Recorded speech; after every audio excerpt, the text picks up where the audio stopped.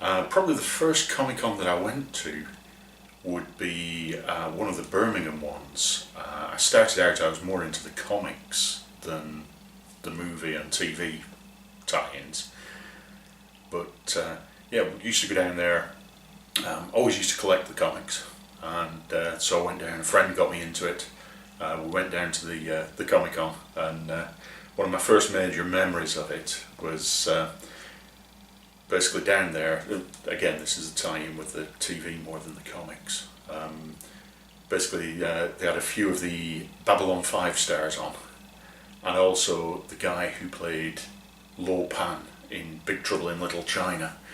And the one thing that sticks in my mind is, of course, they get some of the stars to go on over the tannoy and announce what's going on. And the chap who played Lo Pan came on and he did it in the voice of David Lo Pan. You know, he basically ad-libbed it, but he did it perfectly, and that's probably the first true memory of my first proper kind of Comic-Con that I went to. Comic-Con. My first memory of a Comic-Con was probably around 2003-ish, I think, maybe a little bit before. And I've got a cat who's now going to join in. He's never been to a Comic-Con before. And it was two friends of mine, Bob and Everton, got me into Comic-Cons. There was one on in Birmingham, and I went to that, and I had a lot of money in my pocket at the time.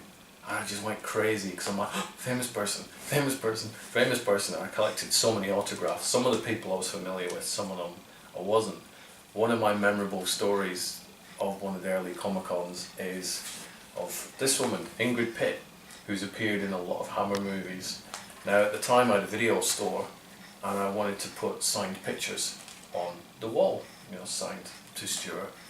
It would just give the video store that extra bit of charm. And I went up to Ingrid, who was probably in her late 80s maybe at that time, and I explained I wanted to do some framed pictures, put them on the wall. I said, could you choose which picture you would like to sign? And she actually picked this one. I have to be strategic when I cover it up. And she picked this one. She pointed to that one. And you can guess what's under my hand there. And I did explain to her, I said, well, you do know that this is going to go in a shop and people are going to see it. But she went, it's fine. I'm very proud of my body. So I'm like, okay. So I did purchase that picture, but I also purchased that one, which I displayed in the video store. Unfortunately, Ingrid Pitt isn't with us anymore, so it's things like that that are memorable to me. You meet a lot of people who then pass on, but you've always got the memories of meeting them at Comic-Con. So that's my first memory of a comic convention.